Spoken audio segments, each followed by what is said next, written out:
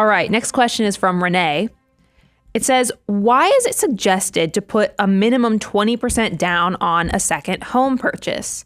Does this recommendation change if we decide to rent out our first home and use the second home as a main residence?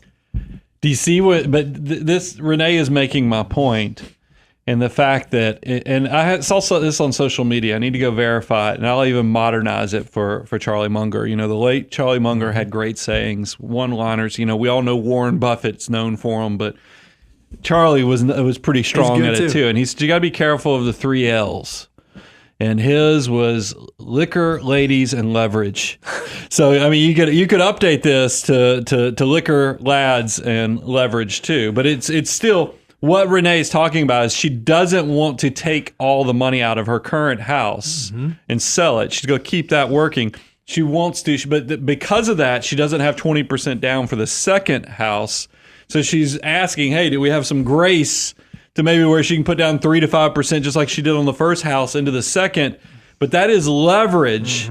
And what I would be worried about is what happens when it goes bad, because when you turn houses into rental property, if you're requiring that tenant to pay their rent so you can pay the mortgage, and then you have your own house that you're counting on your job so you can pay the house payment to pay your mortgage. Do you see how you start having leverages creating all these what ifs or things that have to run perfectly for you to have success? And that gets a little scary. That's kind of faking it until you make it. There's a lot of people, because you catch this at the right time, you can actually build incredible wealth on your balance sheet without getting caught swimming naked or skinny dipping, essentially. But if it goes bad, it could break you forever, and that's what we want to protect you from. That's why we like the 20% down on the second house. We want to make sure that your eyes are not bigger than your wallet. We don't want you getting into something that you cannot afford, and this is a really good way to check yourself. Okay, I want to move to this second house. I want to do this next thing, but I don't have enough down payment for that. Well, I think you ought to reassess where you are in your financial journey. Am I actually at the place right now where I should be buying a second primary or a new primary, an improved primary residence, and also have a rental property? If you're not able to save up that 20% down, I would argue that you're either trying to buy the second home too quickly, or you're trying to become a rental investor too soon. So maybe the answer to your question, Renee, is it makes sense to wait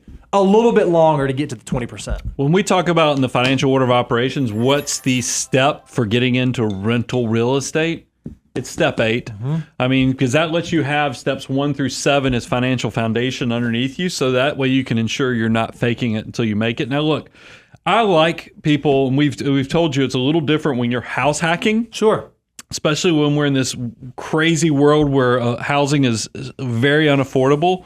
But the problem I have is now you're moving away from the house that you both lived in and rented out a portion of it, and you're trying to leave to go buy another house.